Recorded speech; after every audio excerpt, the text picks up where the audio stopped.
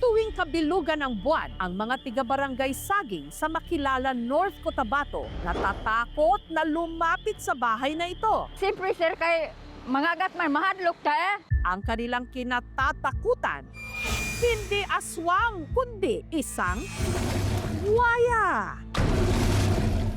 Opo, ang may-ari kasi ng bahay na ito, may pet o alagang buwaya. At lagi raw itong nakakataka sa hawla tuwing kabilugan ng buwan. Dako na kayo ng buaya, diba? Nya mahadlok may mugawas, kay basig mapakantaan nila. Nakalabas daw po yung buhaya nila. Takot ako kasi may anak akong maliit dito. Baka makagat kami.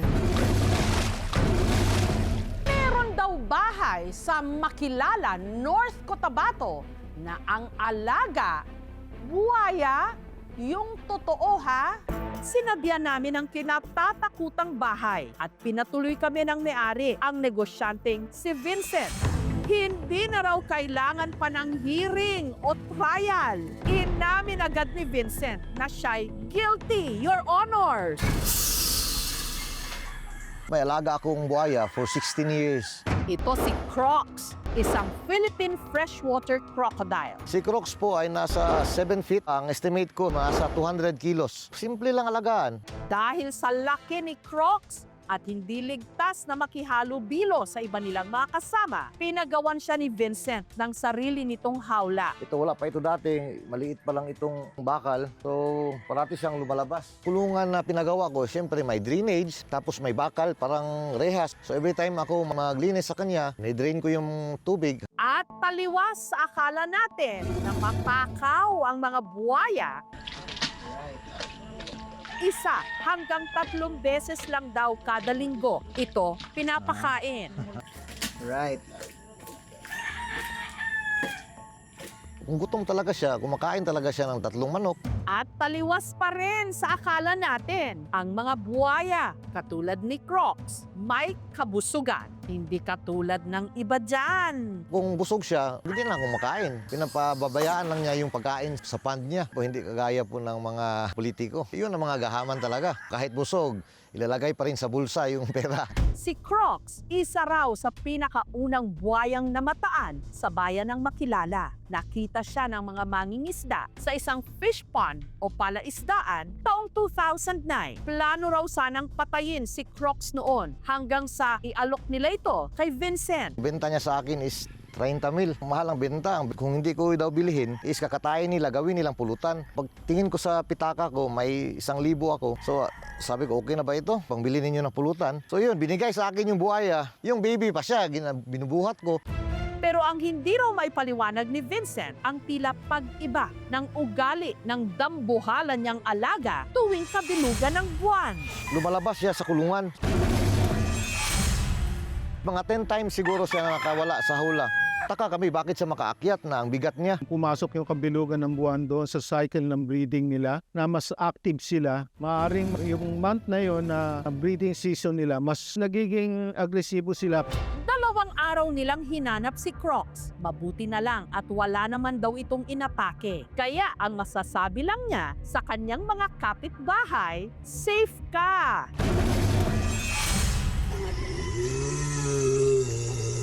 Kinaumagahan, nakita ko lang siya sa gilid ng bahay.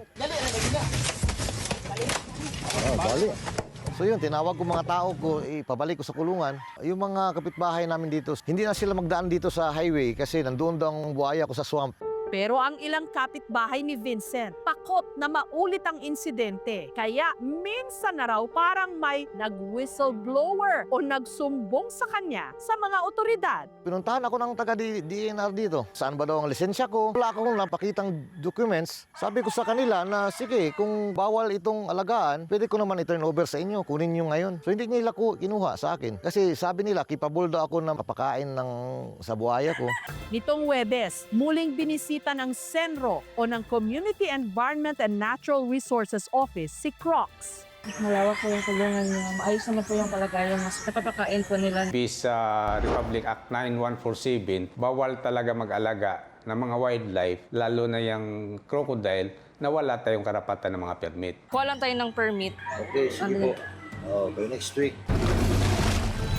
Susunod sa Navotas, may namataan ding buwaya. Nag-enjoy siya niyan. Spa time na yan.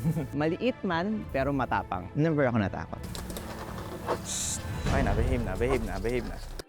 Dito naman sa Navotas, may namataan ding buwaya. Pero hindi raw ito kinatatakutan. Sa halip, kinakatakyutan. Para kasi itong Nepo baby na alagang-alaga ng kanyang amo, ang veterinary medicine student na si Ron. Siya ang Philippine crocodile na si Amihan. Takot po ba kayo sa buhaya? Hindi po, pwede niyo pong hamasan sa likod para, di ba, hindi naman nakakatakot. Nariyang pinapaliguan gamit ang toothbrush. Okay na, behave na. Tinatanggal lang natin yung mga sludge, yung mga lumot sa mga scales niya. Para sure kami na malinis si Amihan para pag hinawakan. Nag-enjoy siya niyan. Spa time na yan. Usually, hindi namin siya tinatalian nung maliit. Pero dahil medyo malaki na si Amihan, it's better safe. Pagkatapos maligo, hilig naman daw nitong manood ng TV. Spoiled sa pagkain at ang kanyang paboritong mukbangin, hilaw na manok. Ang crocodile pala, hindi siya talaga normally greedy. Kasi kakain lang siya ng around 2 to 8% ng kanyang body weight every week. So, maliit na portion lang yun. Mag-aapat na taong gulang na si Amihan nung nabili ni Ron sa isang zoo sa Rizal taong 2021. Nasa 3 feet lang ang kanyang haba, 4 kilos ang timbang, simbigat daw ng isang bagong panganak na sanggol. Maliit man, pero matapang. Never ako natakot. Alam ko yung gestures niya, alam ko yung sounds niya. Alam ko yung paano siya magtampo, paano siya magalit. Basically, part siya ng life ko. Bata pa lang daw si Ron, hilig na niya ang exotic animals. Nanood ako ng Jurassic Park. So, sobrang na-amaze ako sa mga itsura nila. Is nung kakaedad na ako, nakakita ko ng crocodile. Sabi ko, very similar yung itsura niya sa mga dinosaurs. Para mas marami raw ang maka-appreciate sa mga buwaya, si Amihan parang politikong panauhing pandangal sa tuwing may pagtitipon sa kanilang eskwelahan.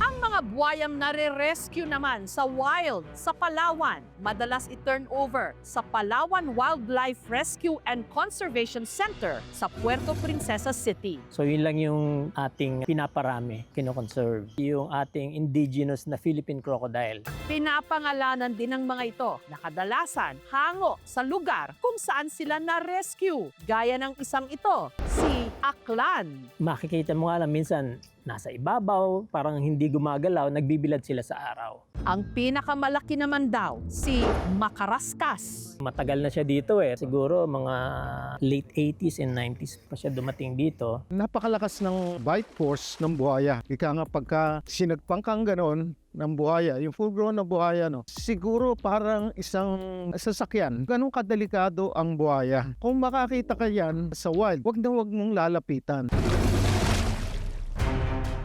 Hindi lahat may papang na mag-alaga at magpalaki ng buwaya. Espesyal ang mga nilalang na ito. May mahalagang papel na ginagampanan.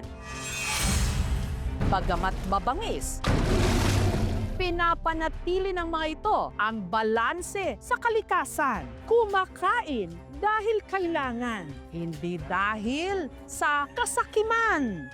Kaya sa susunod na ihalin tulad sila sa mga kurakot, mahiya naman daw tayo.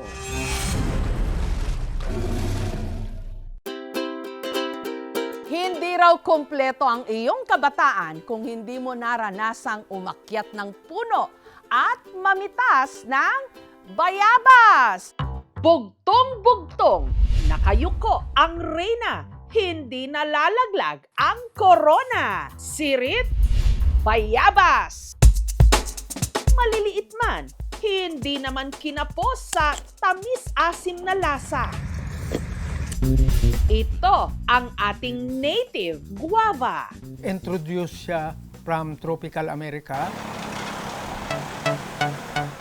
Ang sakahan ng mag-asawang Acero at Jacqueline sa Cabanatuan, Nueva Ecija, sagana sa native guava. Yung mga magulang din namin, may mga tanim na ring bayabas. Kaya halos mana rin namin yung mga pagbabayabas namin. Pinapapak po namin siya sa school, habang naglalaro, may kagat-kagat kaming mga bayabas. Dahil nasa 10 to 15 feet ang taas ng mga puno, may dala-dala silang panungkit. Atin pong mga pananim na bayabas ay kailangang pitasin. Nakakangawit po sa leeg. Nasa mahigit 50 kilos na bayabas ang kanilang na-harvest nung araw na yon.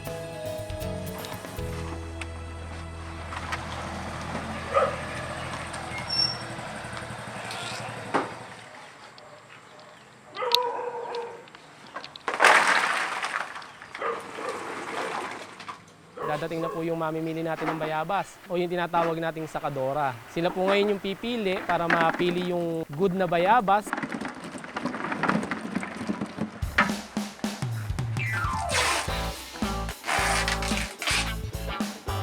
Nag-a-average po kami ng 400 pesos a day kung net income po namin. So malaking bagay na po para sa aming maliliit na magsasaka. May sumasangit pong buso pero hindi masyadong magamit. Matamis na asim-asim, matapang ang lasa. Habang ang sobra, kanilang inulam. Pampaasim sa sinigang. Ito ang sinigang na baboy sa bayabas. O kung tawagin nila rito, binayabasan. Ang baboy. Natin natin ang native na bayabas.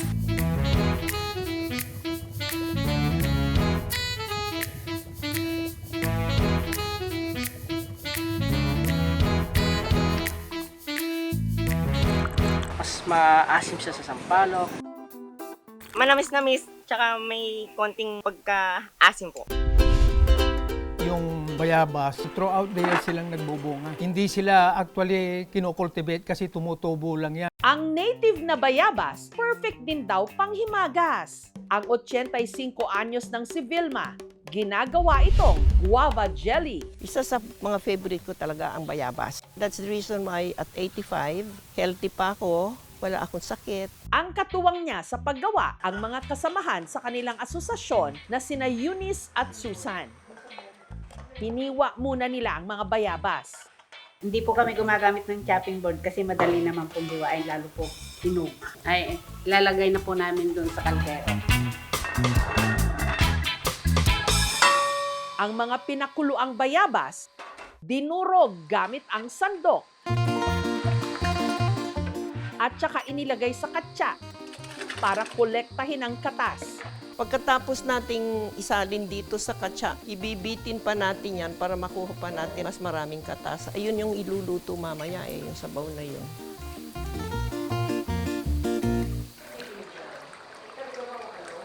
Ang naipong katas, tinimplahan ng asukal at lemon juice.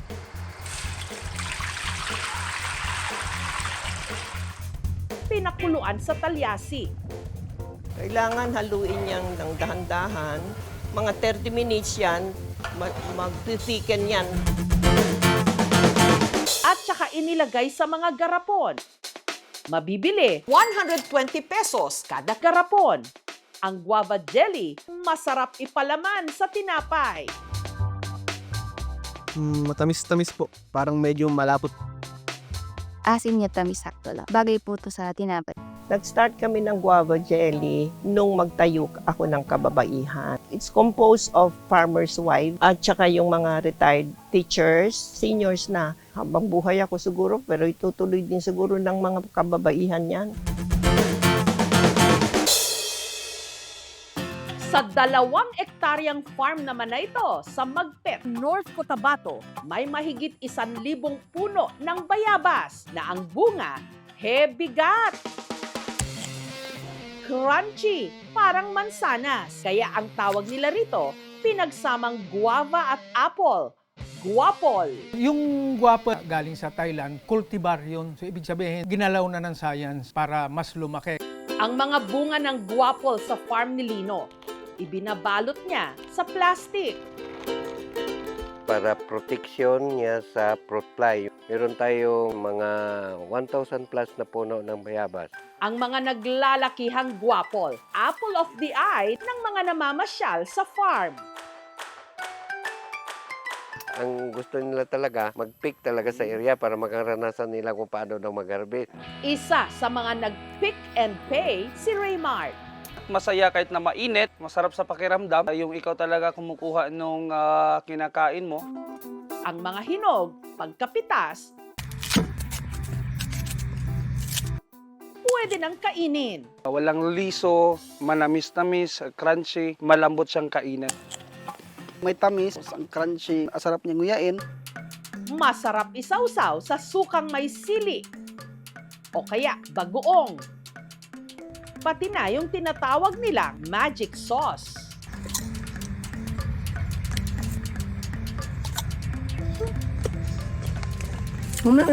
Mas mataas ang vitamin C content ng bayabas kaysa sa orange na nagpapalakas ng ating immune system. Kada harvest, nakakakuha raw si Nalino ng 200 to 300 kilos ng guapol na diretso sa kanilang sorting area. Ang class E natin, yung talaga makinis sa maputi. Gaya nito, ito, ang classification ito kasi may damage sa konti, dito natin ilagay sa class B. Ito naman, ito ang classification ng class C. Marami siyang damage. Pagkatapos, ilalagay ang mga ito sa apple box at ready nang ibagsak sa kanilang tindahan sa Kidapawan. Mabibili 35 to 50 pesos per kilo. Kuminsan, ang net income ko dito, taga-buwan, 20 to 20, kahit pa kunti-kunti, pasunod-sunod yung pirang pasok para doon sa term na ibang prutas na seasonal. Kamakailan, may naglabas ng balita o kwento na millennials na raw ang huling henerasyong nakaranas mamitas ng bayabas. Pero kung pagbabasihan ang aming nakita, hindi naman. Ang mga bata sa probinsya, alam pa rin ito. It's not too late para makilala at matikman ang bayabas. Bow!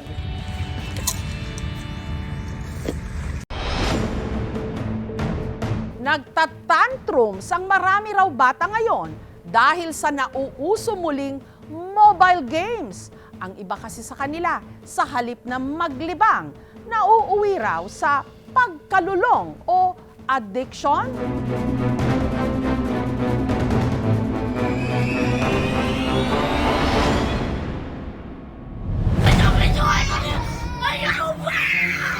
Ang batang ito, walang patid ang pag-iyak. Napasalampak pa sa sahig.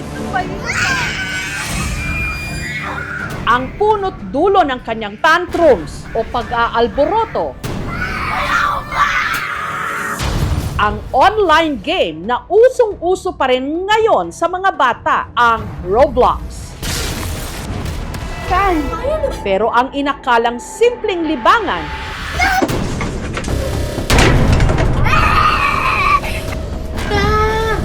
sakit ng ulo ngayon ng ilang mga magulang. Kukunin niya po cellphone, nadulas po siya, bali po yung kamay niya. 180,000 na-deduct. Hindi ko na alam kung makukulong ako anytime dahil sa utang na hindi mo naman ginusto. Hindi ko po mapipigilan mapaglaro. Hinahanap-hanap ko po. Pagka hindi po siya nakakapaglaro, para siyang lalagnatin. Addict na po kaka-Roblox. Hanggang saan nga ba dapat ang laro at kailan ito nagiging adiksyon? Uy, grabe! Ang Roblox, isang online platform kung saan maaring maglaro ng iba't ibang online games ang user. Dito sa Tagum City sa Mindanao, ang kinawiwilihan ng anak ni Julie na si Princess, yung tinatawag na Grow a Garden. Dito, para raw siyang virtual na magsasaka kung saan siya nagtatanim para mapalawak ang kanyang hardin. Sa tuwing siya'y may-ani, nakakakolekta siya ng shekels na maaaring niyang ipambili ng pets. Tutulungan din po ako ng pet para magiging maganda yung plants ko. Magsisend ako sa kanya ng trading ticket. Tapos, ang i-offer ko kung ano yung gusto niya na pets. Kung ano naman yung gusto ko, yan din po yung ibibigay niya sa akin. 10 taong gulang lang daw si Princess nung natutong mag-Roblox. Pag napapagod po ako sa paaralan, pag uwi ko po dito, naglalaro lang po ako ng Roblox para mawala yung pagod ko. Kadalasan po siya naglalaro 5 p.m. hanggang 10 p.m. po. Pag walang klase, mga 12 sa gabi. Aminado si Julie, hindi raw nila natututukan ang pagmo-mobile games ng kanilang anak. Nagjo-duty kasi siya sa pinapasukang hotel. Sundalo naman ang kanyang mister. May pagkukulang po ako sa anak ko. Hindi ko na po masyadong nasubaybayan yung paglaki niya. Hanggang sa napansin na lang nila na nitong mga nakaraang buwan, nag-iba na raw si Princess. Di na siya mapag-utusan, palagi siyang galit, palaging sumasagot. Hindi na siya masyadong active sa school, nag-a-absent na siya ngayon. Nag-aalala po ako sa anak ko. Para madisiplina, kinumpiska ni Julie ang cellphone ng anak. Umahanap siya ng paraan para makapaglaro. Humihiram siya ng cellphone sa kuya niya at saka sa pinsan niya. Ayoko pong tumigil kasi gusto ko pa pong maglaro. Kapag hindi ako naglalaro ng Roblox, medyo boring po kasi. Hanggang kamakailan lang, si Princess nagwala na nga.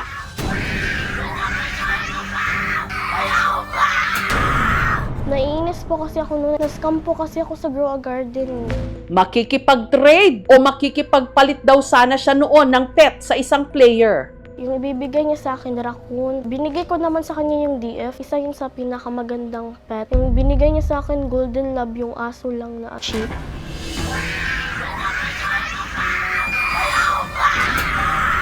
Pagkatapos ko po magdamog, doon na po ako nakalma. We don't know those people who play. Yung mga ibang tao doon, they tend to really scam or hack people for fun. Sa Roblox, ang kulang talaga doon is yung community guidelines. Wala masyadong child safety. Nangangamba po talaga ako. Pag pinabayaan ko tong anak ko, mas lalala siya. Tutukan ko po sila. Ang anak naman ni Rose na si Carla, hindi pa rin maawat sa pagkalikot ng kanyang cellphone kahit bali na ang kanyang kamay na nadisgrasya sa paglalaro rin ng mobile game. Nagmamadali po siya makababa. Kukunin niya po cellphone, nadulas po siya. Black eye yung mukha niya, bali po yung kamay niya. Pero yung cellphone po talaga, ma'am, hindi niya binitawan. Binakalan po yung kamay niya. Inabot din po ng 60,000 po.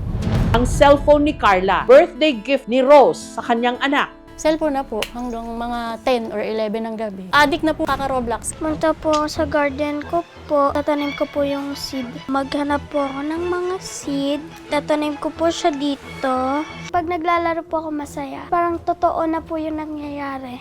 Masipag po siya dati. Madali po siyang utusan. Kaya lang si wait po siya ngayon. Pagka inutusan mo, marami pong katwiran. Hindi po natatapos yung assignment niya. Wala pong review talaga pag exam. Bumaba po yung ranking niya. Dating top 2 siya. Ngayon top 10 na lang po.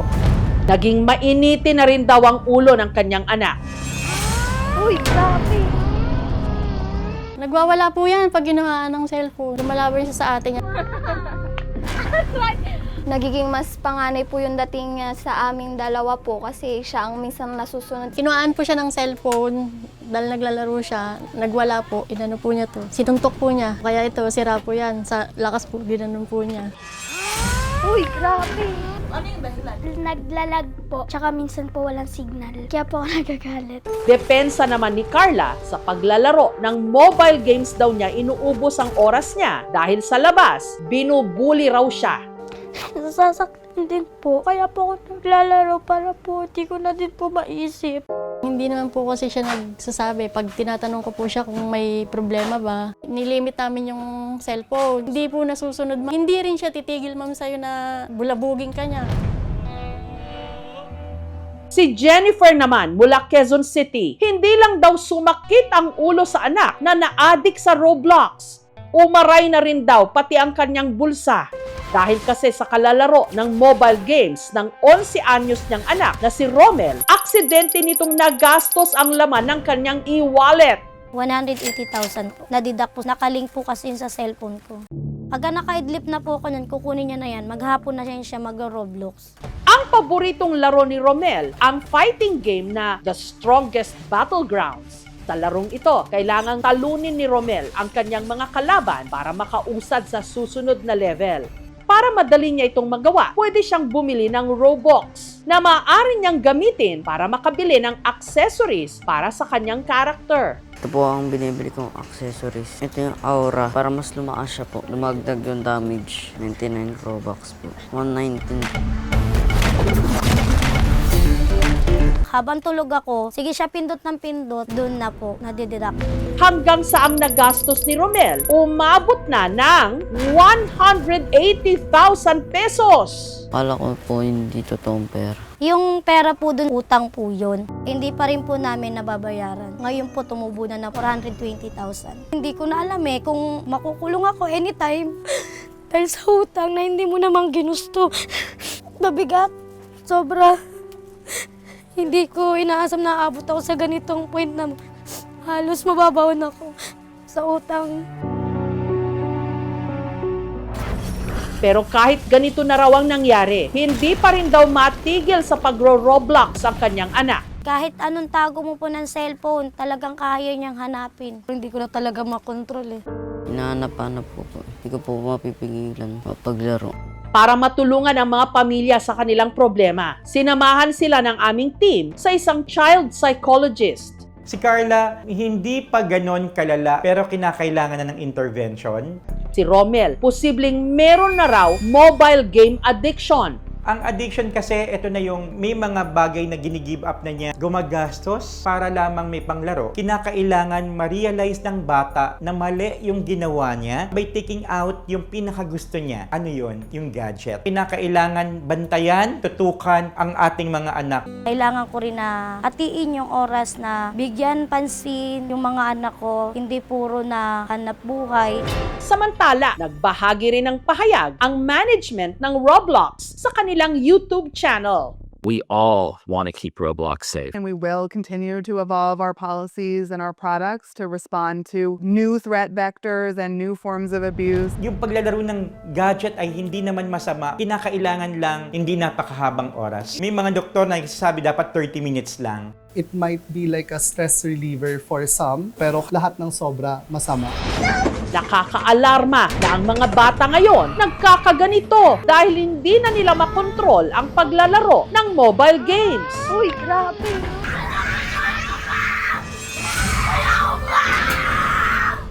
Matinding pagbabantay ng magulang ang kailangan para maipadama nila sa kanilang mga anak na higit sa anumang level at puntos, pagmamahal at paggabay pa rin ang pinakamahalagang reward.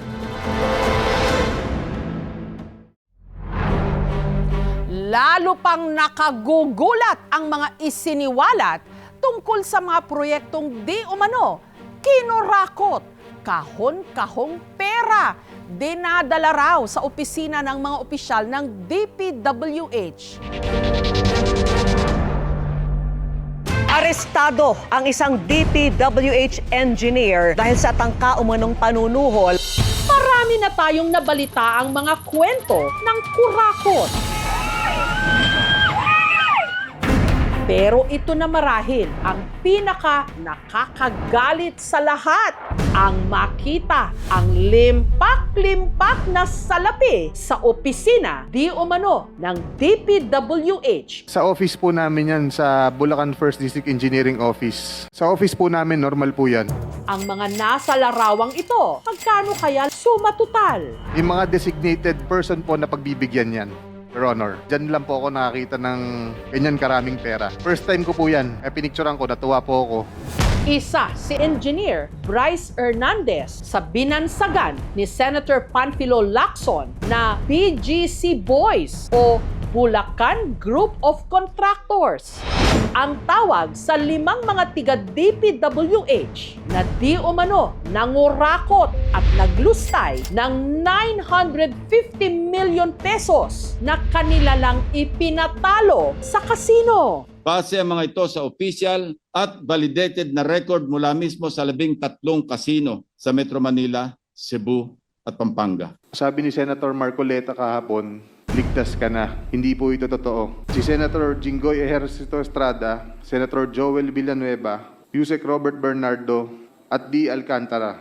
Mr. President, I rise to repudiate the utterly false and baseless accusations made against me. Tayo po ay more than willing mag-undergo at sumali sa anumang investigasyon sapagkat wala po tayong tinatago.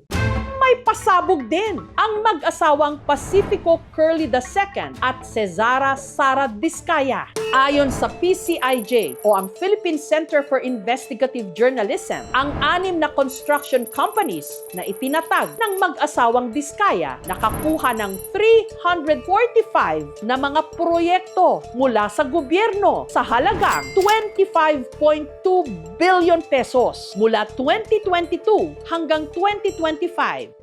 Ang mga Diskaya rin mismo ang nagbunyag ng napakamarangya nilang pamumuhay sa kanilang mansyon na building sa Pasig kung saan meron silang halos 30 luxury vehicles. Sa hearing sa Senado sila kumanta ng mga kongresista na kanila raw sinuhulan, pati na ang mga opisyal ng DPWH. Katulad ng inasahan, karamihan sa mga sangkot na politiko tumanggi sa mga paratang ng mga Diskaya. Kabilang na si Ako Bicol Representative at dating chairperson ng House Committee on Appropriations Zaldi Co at House Speaker Martin Romualdez na kapwa pinabulaanan ang mga paratang. Pero biglang bawi rin ang mga Diskaya sa pagbanggit kay Co at Romualdez. Hindi po ako nagkaroon ng anumang klaseng transaction sa kanila. Kaya nabanggit po ang mga pangalan na yun dahil yun po ang madalas na sinasabi ng mga kausap ko po ng politiko. Sa hearing sa Kongreso, nagkaharap sila ng karibal nila sa politika na si Pasig City Mayor Vico Soto. Kasinungalingan po talaga. Hindi lang sila basta naglalaglagan, gusto nilang maggulo ang kwento. Pagkatapos ng hearing, nagpaunlak si Mayor Soto ng interview. Mayor Vico, maraming salamat sa interview na ito. Anong masasabi niyo sa nagiging takbo nitong mga investigasyon sa mga di umano kinurakot na proyekto ng gobyerno? Siyempre hindi tayo natutuwa dahil sa masamang nangyayari. Pero natutuwa ako in the sense that parang mas may pakialam ang mga tao ngayon. Now we talk about the Diskayas, Mayor Vico. Favorite topic yata ng lahat ngayon. Oo. Sabi nga dito sa kaso na ito, ang sinungaling ay asawa ng magnanakaw. Sabi mo hindi ka panipaniwala dahil sabi nila 2 to 3% lang yung kita nila. Pag kanina nag-iba na naman yung statement, umaabot naman daw sa 10 to 15% yung kita nila sa project. Pero dun mo nga makikita talagang hindi mapagkakatiwalaan eh. Kasi paiba-iba ng kwento na baka kasama sa game plan na lituhin lang tayo. Baka mamaya, tanggapin natin lahat ng sinasabi nila. Yun pala ang endgame, walang ma-produce ng mga ebidensya, wala na mangyari sa mga kaso. Gusto nila na hindi na natin malalaman kung ano totoo para eventually mawawala na lang na parang bula. Ayoko na rin na parang sila lagi yung topic ko. Hindi lang naman sila yung dapat natin tingnan. Importante ngayon, managot ang dapat managot. Hindi lang sa ghost projects, kundi sa corruption in general, na mukhang ito nagiging mas malinaw na. Sindikato talaga to. Kong Roman Romulo of Pasig City.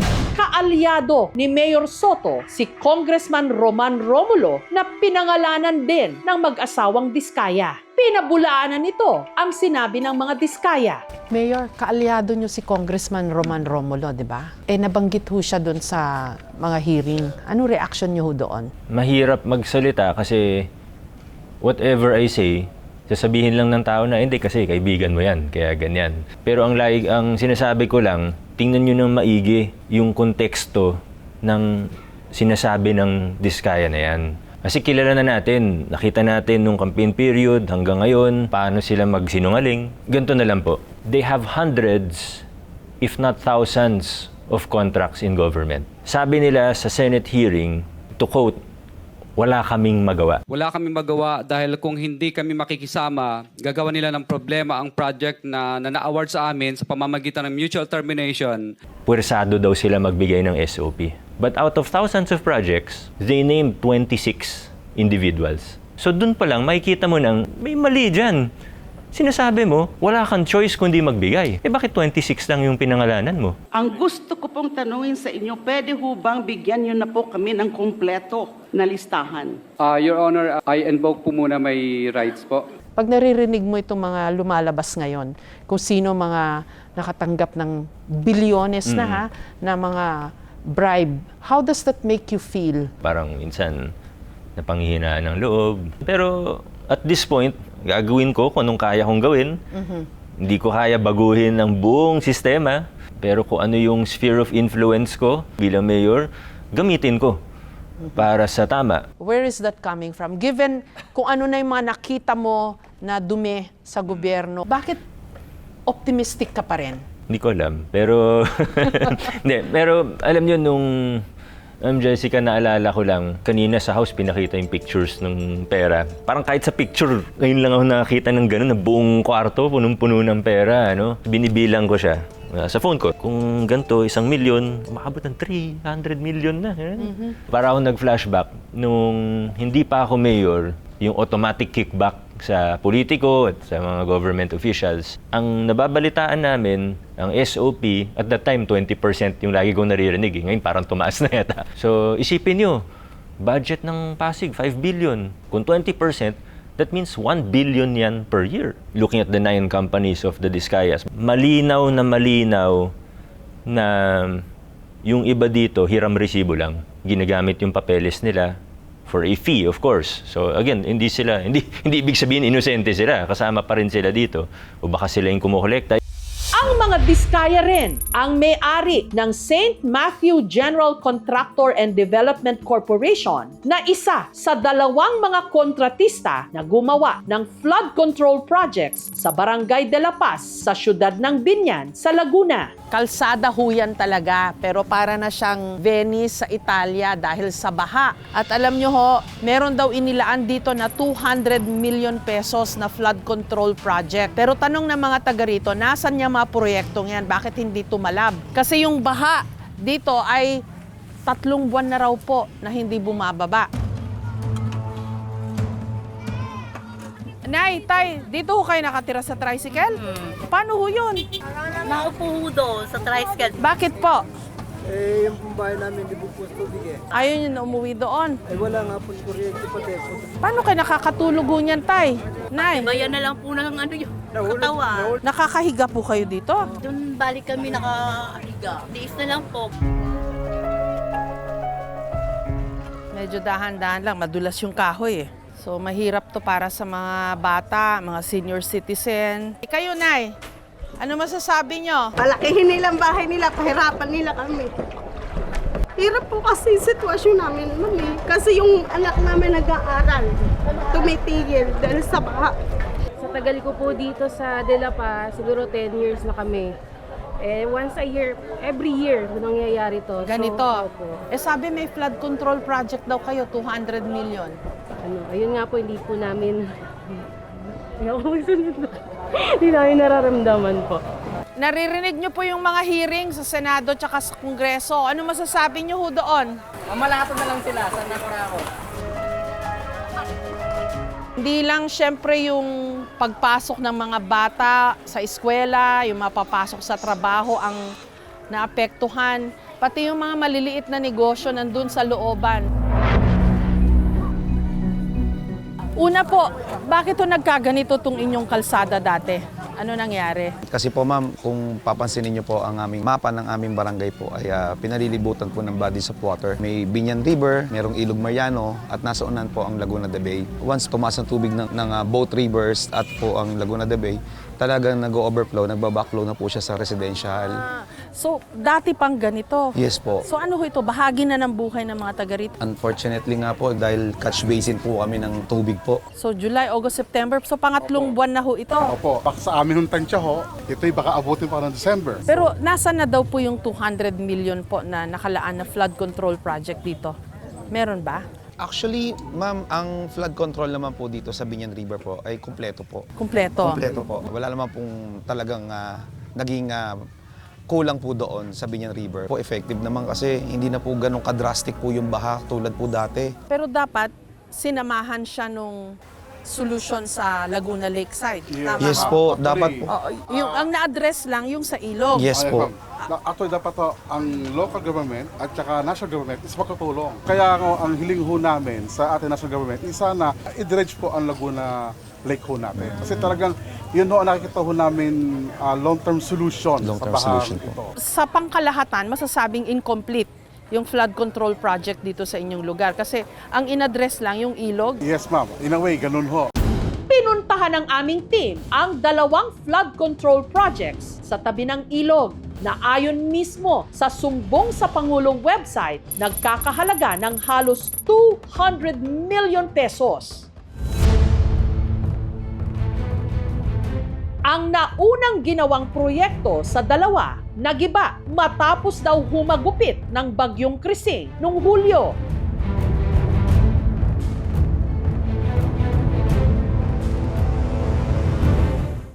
Sa pagsisiyasat ng aming team, nalamang hindi lang flood control projects ang mga questionabling proyekto ng mga diskaya. Katulad ng 6 na palapag na New Rogasiano M. Mercado Memorial Hospital sa bayan ng Santa Maria sa Bulacan. Ang aprobadong budget nito, humigit kumulang 380 million pesos para sa 4 na phase ng proyekto. Ang Phase 2, inasahang matatapos nitong September 4. Ang Phase 2 po, naka-design na po yan na magkaroon siya ng steel framing up to the 3rd level ng buong building. Ayon sa website ng DPWH, 100% completed na ang kontrata. Gayong ang inasahang frame ng ospital, hindi pa rin daw tapos. Mga bakal pa lang para sa pundasyon ang nakatayo. Tinanong ng aming team ang in-charge sa proyekto. Ang Phase 1 ng proyekto na nagkakahalaga ng 60 million pesos, hawak daw ng local government unit ng Santa Maria. Yung design phase po na nasa 28 million more or less.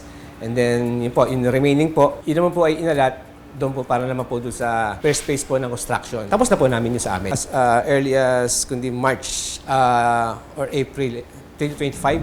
Ang Phase 2 naman, hawak daw ng DPWH Bulacan 2nd District Engineering Office at ang nakalaang pondo para rito, mahigit 71 million pesos. Ang kontratista, Great Pacific Builders and General Contractor Incorporated na pagmamay-ari rin ng mga diskaya.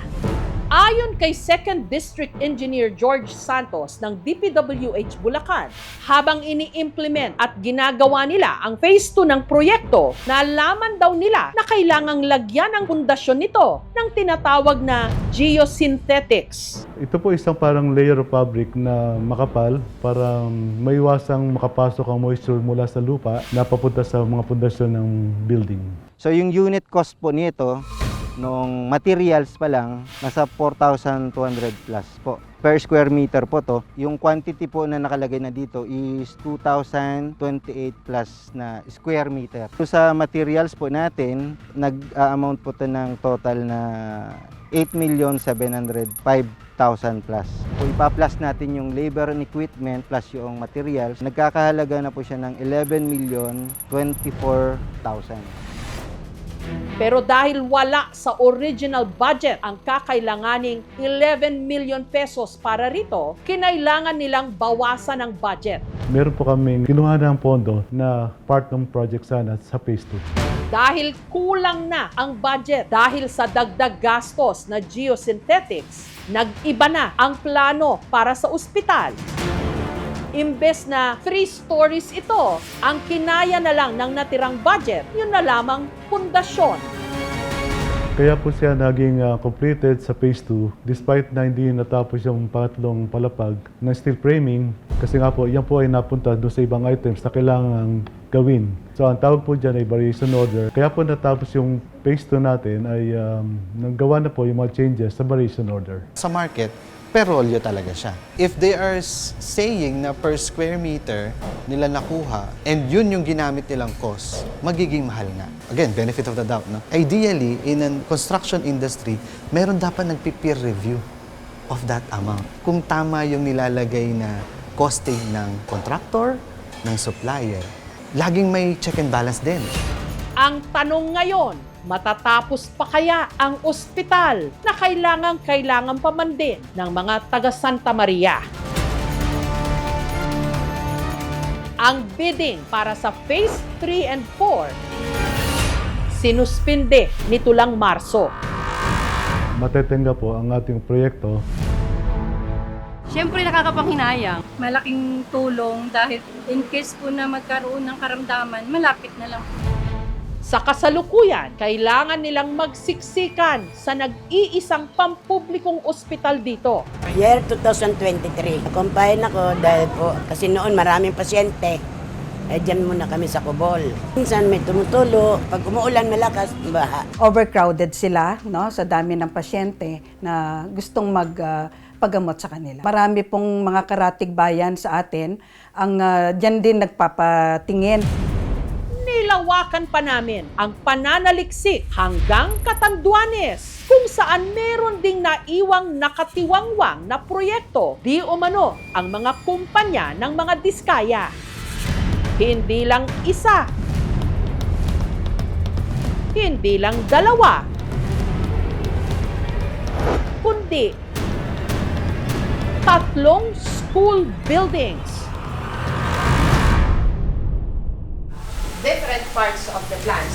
Bago pa raw nadistino sa Viga Rural Development High School ang teacher na si Cherilyn taong 2019, nasimulan na raw ang pagpapatayo sa karagdagang school building ng kanilang senior high school department sa halagang halos 36 million pesos. Yung laboratory po sana makakatulong yon para magkaroon ng hands-on experience yung mga bata.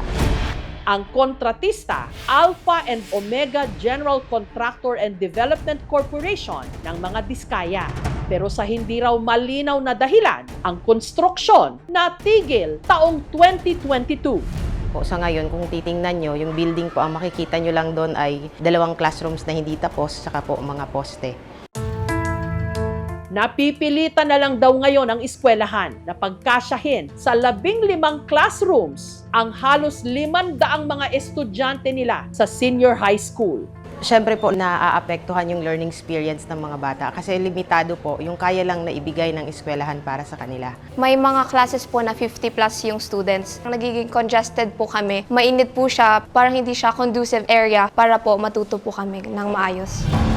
20 minutong mula sa Viga, ang Bagamanok Rural Development High School, kung saan nakapanlulumo ang sitwasyon ng mga estudyante at mga guro dahil kulang na kulang ang classrooms. Ang ilang klase ginagawa sa building na naiwang hindi tapos.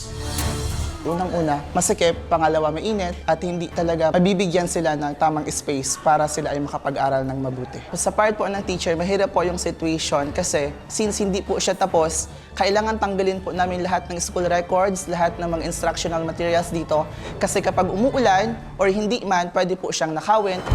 2018 pa raw sinimulan ang construction sa 4-story building pero naiwan din ito ngayong nakatiwangwang, gayong ang nagastos 36 million pesos. Sabi sa amin nung aming principal, ang taas niyan pwede natin gamiting venue bilang ballroom or activity room. So excited po talaga ang lahat. Yun nga lang, gumuhong parang bula, hindi naman kasi natuloy. Kakagalit. Kasi basic necessity na dapat binibigyan ng gobyerno ang classroom sana na hindi na pangyari. Particular na yung mga bata, ang siyang nagdurusa. Wala naman akong choice para mag-aral kahit ganito yung paaralan namin para lang makapagtapos. Sa bayan ng Higmoto, dito pa rin sa Catanduanes, agaw pansin din ang nakatiwangwang na 4-story building ng Higmoto Rural Development High School.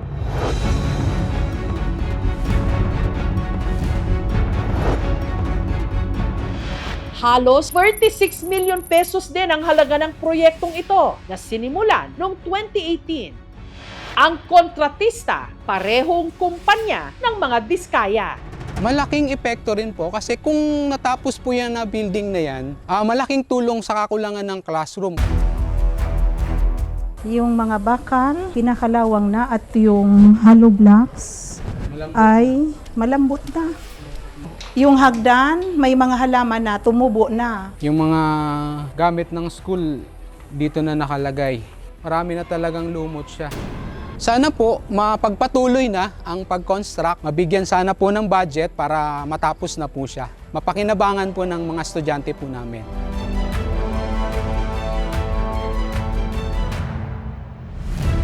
Hiningi namin ang panig ng mga Diskaya tungkol sa mga proyekto nila sa Binyan, Laguna, sa Santa Maria, Bulacan at sa ilang mga bayan ng Catanduanes.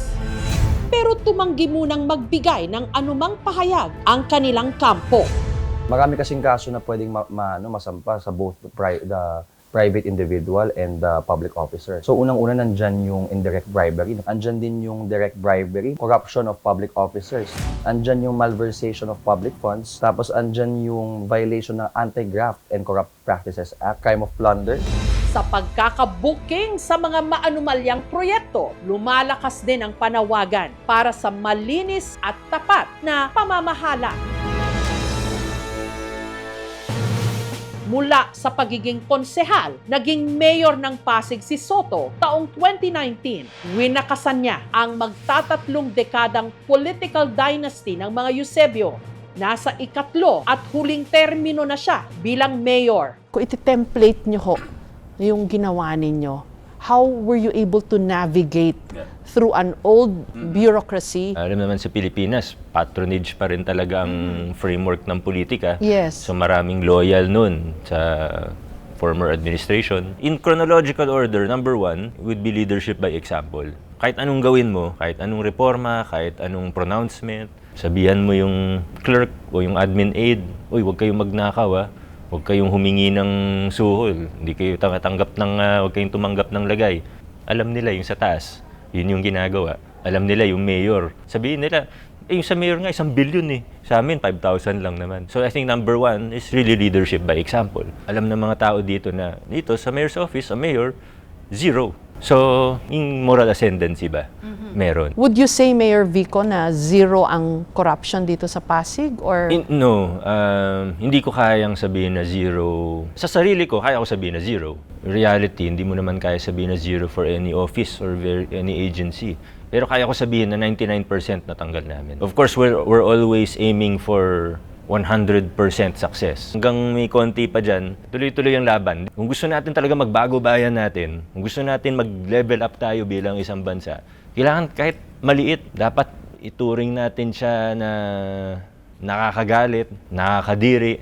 Yan lang talaga ang solusyon. sa totoo lang, can you envision a future na pag lumabas ka sa kalsada at may nakita kang, uy, maganda yung kalsada, walang kinita dyan? Naniniwala ako na opo, makakarating tayo doon. It will not be easy. It will not be quick. But if more of us, rather than less of us, continue to push the system, push the boundaries of what can be done, of what is normal, to denormalize corruption, normalize practices of transparency, for instance, makakarating at makakarating tayo dyan. Nagsimula na ang mga kilos protesta. Biyernes, nagrally at walkout ang mga estudyante ng University of the Philippines sa Diliman.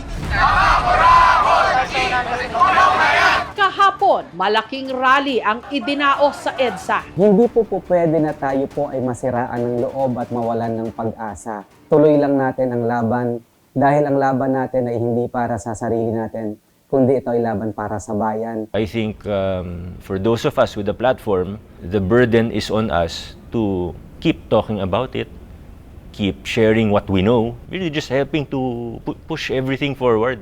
Kasi ito na to eh. Ito na yung opportunity. Alam kong sawang-sawa na po tayo sa mga lumang kalakaran. Ayaw na natin dun sa mga babalitaan na korupsyon. Pero kung 1, 2 tao lang kikilos, walang mangyayari. Kailangan lahat po tayo. So let's all do what we can in our own ways, in our own capacities. And hopefully, before we know it, we're in a better Philippines. Thank you, Mayor Vico. Thank you. Salamat po. Sa pagtatapos ng ulat na ito, balikan natin ang mga pera sa mesa na marahil siyang magiging simbolo kung gaano kalala ang pangungurakot sa ating gobyerno. Lantaran, garapalan. Habang ang higit na nakararami, hirap na hirap maitawid ang bawat araw. Palakihin nilang bahay nila, pahirapan nila kami. Tandaan, pera natin to. Magbantay kung gusto natin ng pagbabago ang mga tiwali. Huwag natin tatantanan.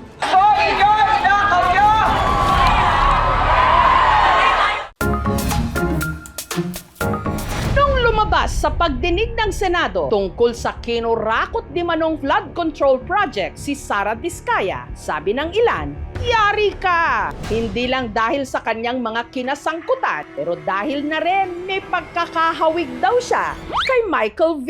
Hi! At sa linggong ito, kasabay ng mga pasabog na pagdawit sa mga politiko, unti-unti ring ni-reveal sa publiko ang pinakabagong karakter sa bubble gang ni Pitoy. Mic test, mic test. Presenting Shala Dismaya. Pitoy, ikaw na talaga! Feeling ko, kung makakatulong to sa pag-create ng awareness sa totoong nangyayari sa issue na nangyayari sa bansa natin, edi sige, by all means. Samantala, marami ang nadismaya nang ang binansagang Queen of Flood Control na si Sara Diskaya no-show naman sa pagdinig ng Kongreso noong September 9. By the way, nasaan po si Mrs. Diskaya? Ngayon po, napapalpitate po yung puso niya. Pero may kumalat na balita online na namataan siya di umano sa isang clinic sa Mindanao. Ang babae kasi sa viral photo, bumabaha raw ang pagkakahawig nila mula buhok, salamin, pati nunal. Sara Diskaya na Sara Diskaya. Kahit labag sa aming kalooban. Sa Siocon, Zamboanga del Norte, naka-face-to-face namin ang Woman of the Hour. Pero hindi raw siya si Sara Diskaya ng Pasig, kundi si Ronya Gracia. Ang viral photo ni Ronya, kuha raw nung dumalo siya sa blessing ng clinic ng kanyang kaibigan. Pagpasok ko po mismo ng pinto nila, sabi nila, "Uy, Diskaya, Diskaya." Sinakyan ko lang din. Yung pagkakahawig po namin kay Diskaya ay yung buhok ko daw po kasi maiksi. Medyo round face din yung mukha ko. Paglilinaw ni Ronya, hindi niya raw intensyon na gayahin ang hairstyle ni Sara. Nakaplano na talaga ako na magpapagupit ako para new look lang po sana. Hindi ko naman akalain na sikat pala si Diskaya, tapos same hair, same color. Pero kung meron man daw siyang kinopya, yun ay ang nunal nito. Yung nunal ko po, ano lang po, fake lang po. Natatanggalan din naman po siya. At sa mga nagtatanong kung kaya rin daw bang mag-British accent ni Ronya, Uy, mali! Hindi po ako yun! Si Ronya kasi hindi naman ipinanganak sa London, kundi born and raised sa Siocon. Bisaya po talaga kami. Pero kung meron man daw silang pagkakapareho ni Sara Diskaya, yan ay pareho raw silang galing sa pamilya ng mga kontraktor. Way back 90s yata, nagkakaroon din po siya ng mga projects. Nasa highways din po sila, gumagawa rin po ng mga kalsada. Bagay na tila minana raw niya. Sina Ronya kasi meron ngayong tindahan ng hardware and construction materials. Nepo baby yarn? Marunong na rin po ako mag-operate ng loader.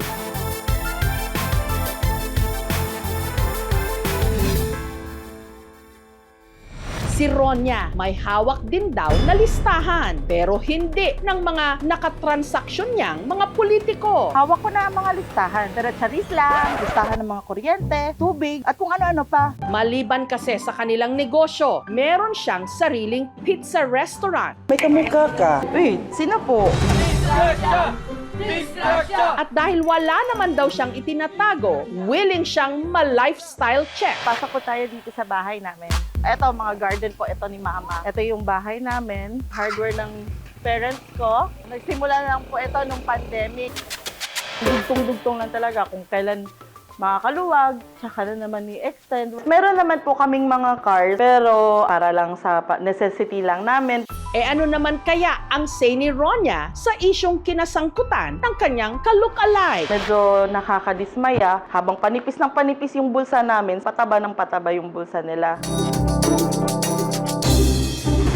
Sa dami ng problema na kinakaharap ngayon ng ating bansa, isa siya sa matatawag na happy pill. Okay, class, last 2 minutes to review and finalize before we start our summative test. cell membrane nucleus and ribosomes, chromatids. Teka, saan na ba si Mika? Ang kanya kasing content kung saan gumaganap siya bilang iba't ibang mga estudyante sa high school. Para saan ba to, Kenji? Atina, Happy Valentine's Day.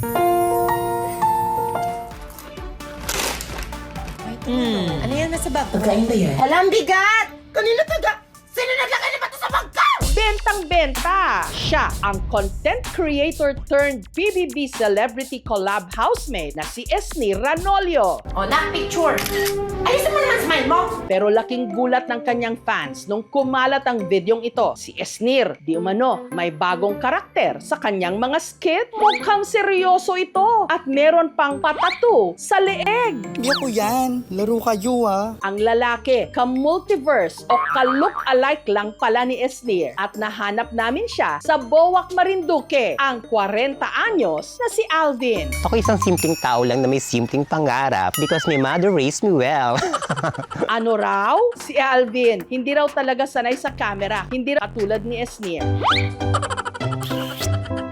Kaya laking gulat niya nung nag-viral ang kanyang stolen video. Nakaupo ako dun sa bangko. May napansin akong isang babae dito sa nakaupo dun sa harapan ko. Yung pala, parang meron siyang ginagawa. Hawak niya yung phone niya Pero ang hindi niya raw madi-deny, tila kakambal niya talaga ang content creator. Ako yung nawawalang kapatid ni Esnir. Super fan talaga ako ni Esnir. Hindi ako makatulog na hindi ko nakikita yung lahat ng mga vlogs niya. Kung meron man daw silang pagkakatulad ni Esnir, yan ay pareho silang breadwinner. Si Alvin, legislative staff sa kanilang munisipyo. More in research, saka po nagdadara po kami ng mga ordinance, committee report. Boys at the back. Kanina pa kayo, ha? At hindi raw maiiwasan na may pagkakataong sinasapian siya ni Ma'am Castro. O yung mataray na teacher sa mga skit ni Esnir. Okay, Cass, get one sheet of paper and prepare for a long quiz. Sa office pa lang talagang tinatarayan ko na yung mga ka-opisina ko. Anong nangyayari dito? Bakit ang ingay? Nung sumigaw po siya, nagulat po kami. Tapos ngayon po, kamukha niya po si Esnir talaga. Mas kamukha niya si Esnir kesa kay Esnir. Pero ang siga version ni Esnir may gustong aminin. Singtaray man daw kasi niya si Ma'am Castro. Tiklop siya pag bumanat na ang nagpapatibok ng kanyang puso. Si Alvin kasi may jowang afam. Ang love life ko talaga super kulay, parang daig pa ng rainbow. 8 years kami nagasama ng aking foreign man na taga Germany. Ako pinakamaganda sa buong Marinduque. Ano kaya ang kanyang reaksyon kapag nagpadala ng mensahe ang kanyang ka-duo na si Charlie Fleming? Sir Alvin, yung long-lost duo ko. Baka palagi kayong kasama namin sa loob. I hope I see you very, very soon. And God bless po. Mama. Thank you sa mensahe. Sobrang dinurog niyo yung puso. Ang ka-look-alike ng mga sikat. Anong nangyayari dito? Double the trouble, double the fun.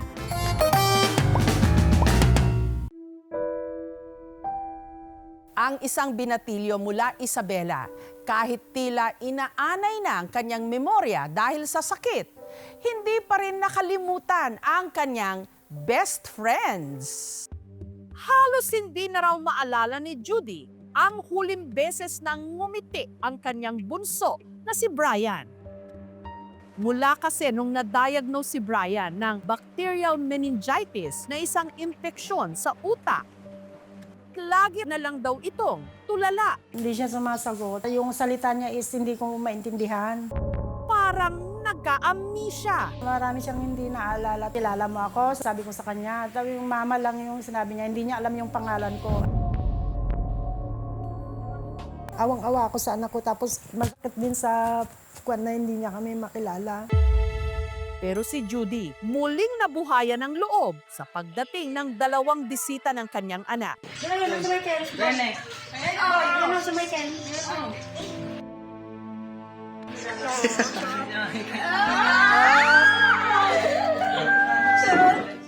Lumiwanag ang mukha at himalang nakilala ang pinakamatalik niyang kaibigan. Namiss mo na si Michael Bay?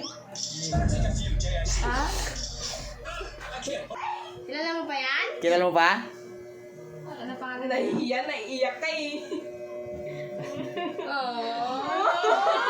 Iyak siya oh. Hindi na siya ano, iyak siya oh. Iyak na siya oh. Yakap mo daw siya? Yakap mo daw. Jomar, lika dito, yakap mo siya. Jomar. Si Michael at saka si Jomar yung una niyang naalalang kaibigan. Samantalang yung asawa ko at saka yung anak ko, hindi pa niya alam hindi niya masabi yung mga pangalan nila. Ito ang kwento na magpapatunay na ang malalim na pagkakaibigan hindi basta-basta mabubura kahit pa ng malalang karamdaman.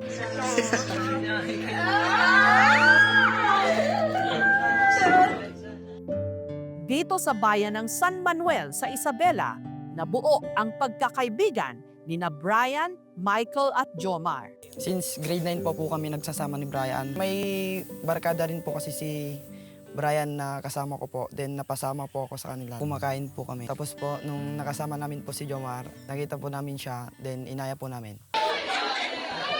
Ako po, pinakamakulit po. Si Michael po ay ang pinakamabait po at pinakapogi. Si Brian naman po ang pinakamatangkad po sa amin. Mas lalo raw naging close nung naging magkaklase sila sa grade 10. Araw-araw po kaming nagsasama po. Tuwing walang pasok po. Ang paborito nilang bonding, mag-food trip. Pagkarating po namin sa kainan, si Brian po, mangunguha po ng pera sa amin. Nagbibigay naman po namin 10, 20, ganon. Tapos yun po yung ipunin niya. Nagpaparamihan po kami ng kinakain at tapos may price ng 50. Minsan po ako, minsan po si Brian nananalo po. Kasi si Jomar po may napukumain sa Only Rice po. Sa tuwing sila'y may problema, nariyan daw sila para sa isa't isa. Minsan po pumapasok po ako ng walang baon. Si Brian po lumalapit sa akin. Binibigyan niya po ako. Minsan po di ko tinatanggap kasi alam kong pangbili niya rin po yon ng kanyang mga kain. Pero nagbago ang lahat nung nagkasakit si Brian. Kwento ni Judy, nito lang daw nakaraang buwan nung napansin nila ang sintomas ng kanyang anak. Masakit na naman yung ulo ko, sabi niya. Tapos parang lalagnatin ako. Hanggang si Brian, biglang nag-seizure. Dinala namin dun sa emergency. CT scan siya, x-ray. Kinuhanan siya bone marrow, positive sa bacterial meningitis. Ang bacterial meningitis po pwede siyang makuha sa infections, sa baga, infection sa tenga. Kapag napunta po itong infection na to sa dugo, pwede siyang umakyat sa utak. Si Brian, ilang araw na walang malay sa ospital. Di bumababa yung lagnat niya. Tapos lagi siyang nanginginig. Akala ko nga mamamatay na siya eh. Nung pangatlong araw na, ayun, nagising na. Pero patuloy pa rin yung pag-chill niya. Hanggang unti-unti nang nabura ang kanyang mga alaala. Saktan po. Dahil yung dati niya pong saya ay napalitan po ng tahimik. Wala na pong nangasar at wala na pong nagpapatawa sa amin. Gusto ko po sanang gumaling na agad. Bumalik na po yung dating siya para may kasama na po kami ulit. Miss ko na po kasi yung dating pagsasama namin. Kaya po...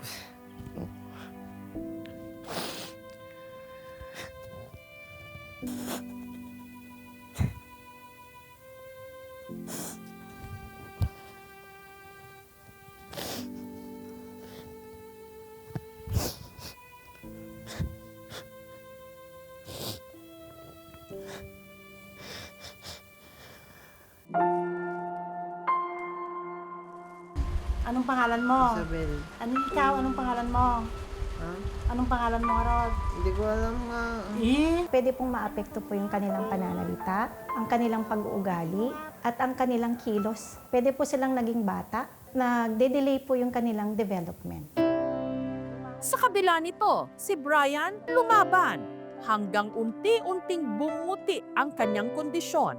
Lumakas na rin siyang kumain. Sabi ng doktor, lagi lang siyang kakausapin. At para kamustahin ang lagay niya, binisita siya kamakailan ng kanyang mga BFF o best friends forever.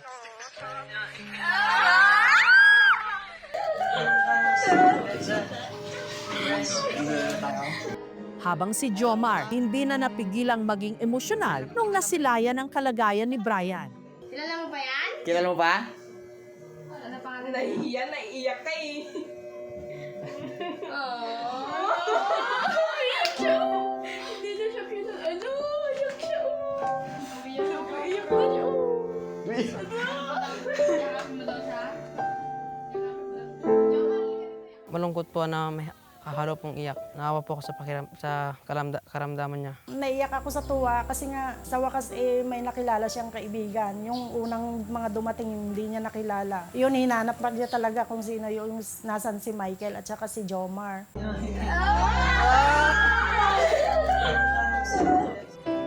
Samantala, para matulungan sa kanyang medikasyon, ang local government unit ng San Manuel may regalo para sa kanya at kay Judy. May connect po kayo sa mas mataas na ospital. Kung sakaling kailangan nyo po ng transportation, tutulungan po namin kayo. Thank you very much po sa inyong lahat. Binisita rin si Brian ng kanyang advisor at ng iba pa niyang mga teacher. Papatuloy pa rin yung pag-aaral niya through modular. Thumbs up. Ganyan oo, thumbs up. Dumating din ang isang local therapist para sa isang therapy session ni Brian. Good. Yan. Ang occupational therapy ay makakatulong kay Brian para po mas matulungan pong bumalik ang kanyang mga dating skills. Nay, ito iiwan ko na sa iyo to ha. Follow up niyo po yung mga activities para kay Brian. Samantala, nitong Huwebes, muling binisita ni na Jomar at Michael si Brian. Oh, kausapin mo sila ha. Ngayon na si Michael tsaka si Jomar.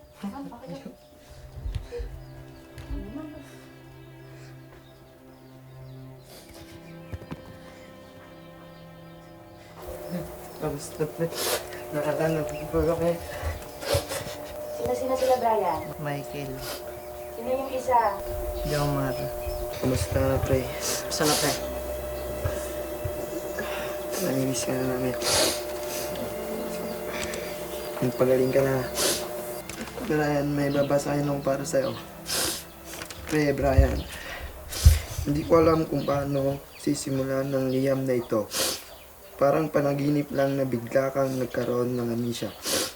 Ang hirap tanggapin na nakalimutan mo na ang mga pinagsasamahan natin, ang mga alaala na bumuo sa pagkakaibigan natin. Sa school, ramdam na ramdam din namin ang pagkawala mo. Wala nang nagpapatawa sa amin. Wala nang nangungulit. Ang tahimik na ng classroom. Miss ka namin, bro.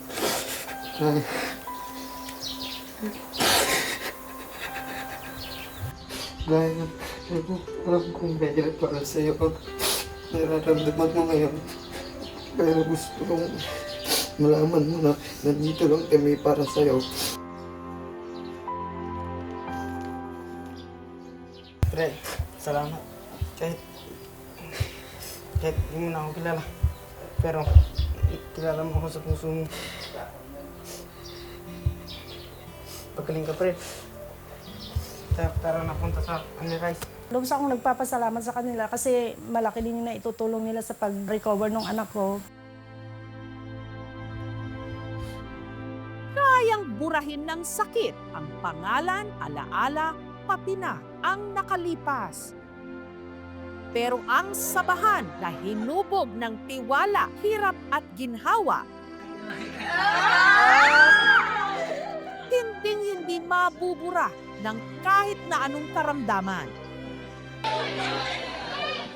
Dahil ang tunay na pagkakaibigan, nakaukit hindi lang sa isipan, kundi pati na sa puso.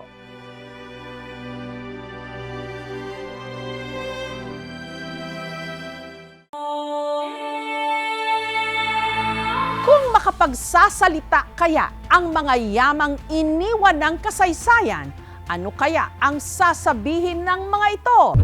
Sa kahabaan ng J. Rosales Avenue sa Butuan City sa Mindanao, agaw eksena ang estatwang ito. Replika ng artifact na nahukay sa Agusan del Sur noong 1930s na gawa sa purong ginto.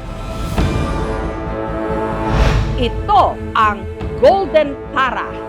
Yung statue na nandyan, it's an initiative ng community. Image was found in Agusan del Sur and then it was adapted to be a tourism icon for Caraga region. Ang Golden Tara nasa Field Museum of Natural History sa Amerika.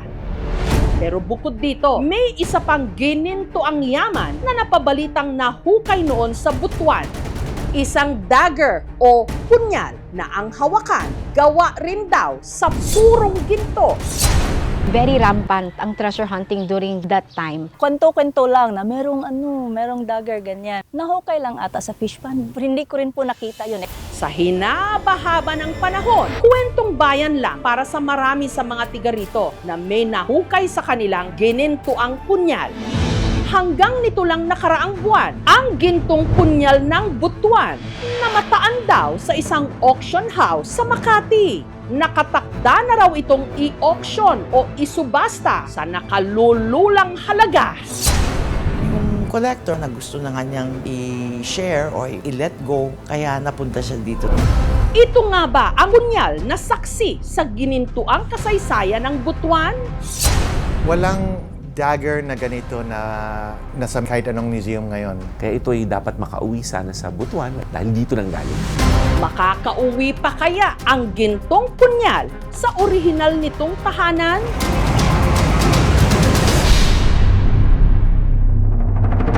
Ang mga probinsya ng Agusan, kanlungan ng isa sa pinakamatandang sibilisasyon sa buong Pilipinas, ang nooy Kingdom of Butuan. Patunay sa napakayaman nitong kasaysayan ang ilan sa mga kagamitang nahukay mula sa panahong yon. Kabilang narito ang mga bangkang ginamit ng ating mga ninuno, ang balangay, kung saan din hinango ang salitang barangay. These are direct material evidence of watercraft. So since the 1970s, at least 11 remains of boats were found dito sa Butuan. At may isa pa raw archaeological item na nahukay rin sa Butuan noong dekada 70. Isang punyal o dagger na ang hawakan, gawa raw sa purong ginto. Nang maglagban ang Butuan, so wala nang hanap buhay yung mga tao. So nag-divert sila into fish pond. So pag gawa ng fish pond, syempre hinuhukay yun. So doon naglalabasan. Doon na nauuso na, ay, ang dami pala. Merong mga earrings, merong mga punyal. As to sa the gold dagger that is currently talked about, wala po tayong records about it. Hanggang kamakailan lang, inilabas ng auction house na Leon Gallery ang pinakabagong koleksyon na kanilang isusubasta. Kabilang sa nakadisplay ang isang gintong punyal na pinaniniwalaang siyang nawawalang punyal na nahukay sa Butuan. Ito yung prized possession ng isang kilalang collector. Yung collector na gusto na nga niyang i-let go, kaya napunta siya dito sa Leon. Ayun mo nakita natin naka-gloves. Yan. So, why po? Because oil sa hands. Ang punyal, 35 centimeters ang haba, mas mahaba lang ng kaunti sa isang ruler. Ang patalim nito, kinakalawang na, pero ang hawakan, buong buo pa, kumikinang dahil gawa raw sa purong ginto. Kita rin ang nakaukit ditong disenyo. Sinasabi ng mga Kastila, ay, nung bago kami dumating, wala yung mga Pilipino na yan, wala silang alam, wala silang kultura. Pero dito, pinapakita na meron tayong sariling ekonomiya, mayayaman ang mga Pilipino, as in solid gold yun. Ang gintong punyal, tinatayang nagmula pa noong ika-10 siglo o 10th century. Yung punyal o dagger ay ginagamit bilang weapon ng mga sinaunang Pilipino. Kung saan siya galing, anong yari, nakadepende kung anong antas sa society yung gumagamit. Wala pa naman barel o kakaibang mga weapons na ginagamit, kung kaya nung panahon ng 10th to 13th century, lahat talaga ng mga taong gustong promotekta sa kanilang lugar, mga bagani, datu, raha, maaasahan mong merong punyal. Nakakakilabot kasi this is a piece of pre-Spanish culture. 500 years bago dumating si Magellan, na buong-buo pa. Ang balita tungkol sa nakatakdang isusubasta na punyal nakarating sa mga tiga-Butuan. Kung dito siya hinukay, karapat-dapat dito rin ibalik. Kaya ito'y dapat makauwi sana sa Butuan dahil dito nang galing. Hopefully, maibalik. That is who we are. So ayaw na naming paniwalaan yung Indio kayo, mangmang kayo, wala kayong alam. Meron kaming alam, meron kaming goldsmith industry. Bagay na siya ring nais ng pamunuan ng Pambansang Museo ng Pilipinas sa pangunguna ng Director General nito na si Jeremy Barnes. Walang dagger na ganito na nasa museum ngayon. Our hope is ma-install siya permanently sa Butuan. Para yung mismo kababayan natin Butuan, meron silang isang treasure na ganito na galing sa area nila 1,000 years ago. Pero ang tanging paraan daw para makuha ang gintong punyal ang sumama sa auction ng Leon Gallery. At kahapon nga, naganap ang auction. Ang starting bid para sa punyal, tumataginting na 1.2 million pesos. We're going to start the bidding here at 1.2 million. We'll start me off at 1.2. Sir, 1.2, thank you. Now asking for 1.3. 1.3 with you, sir, thank you. Now asking 1.4. Mabili kaya ito ng National Museum? I have 1.9, asking 2 million now. Maiuuwi pa kaya ang gintong punyal sa Butuan? Going once, going twice. Ang kasagutan sa aming pagbabalik.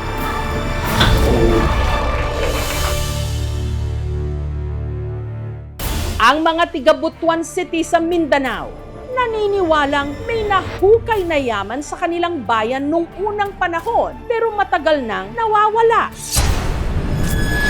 Isa itong gintong punyal o dagger. Hanggang nito lang nakaraang buwan, nabalitaan nila na may golden dagger o punyal na nahukay raw sa Butuan na nakatakdang ipasubasta ng isang auction house sa Makati. Kaya ito ay dapat makauwi sana sa Butuan dahil dito nang galing. Sa pag-asang maisauli ang gintong punyal ng mga tiga-Butuan, sumama ang Director General ng National Museum na si Jeremy Barnes sa isinagawang auction kahapon. Hopefully, when people know that the National Museum is trying to buy this, they will give way to us. Kasi we're doing this naman for the public, for the people. Let's see what happens. Ang starting bid para rito, 1.2 million pesos. Tinapatan ito ng National Museum. We'll start me off at 1.2. Sir, 1.2, thank you. Now asking for 1.3. Pero maya-maya lang, merong nag-counter bid. Online is 1.4, now asking 1.5. We have, now asking 1.6. Mukhang may mga 3 or 4 other parties interested. I have 1.9, asking 2 million now. At matapos ang mahabang palitan ng bids,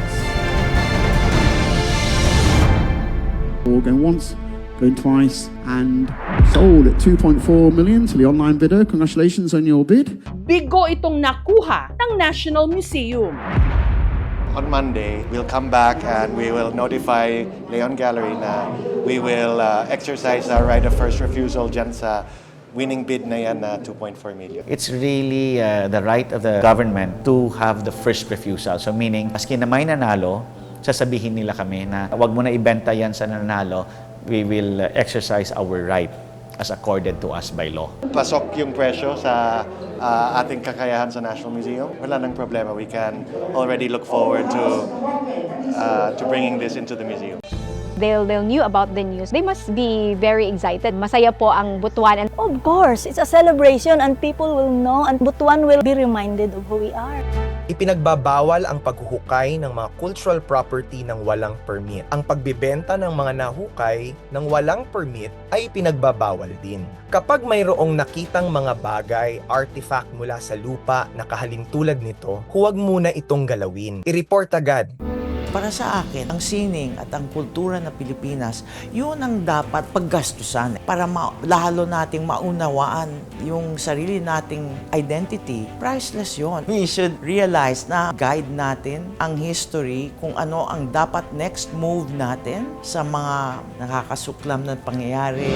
Ang ginintuang punyal na nahukay sa Butuan, hindi lang alahas o sandata. Patunay na noon pa man, meron ng sariling yaman, dangal at sibilisasyon ang ating lahi.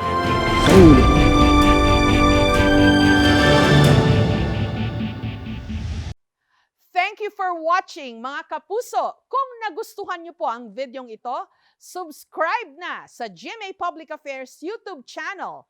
And don't forget to hit the bell button for our latest updates.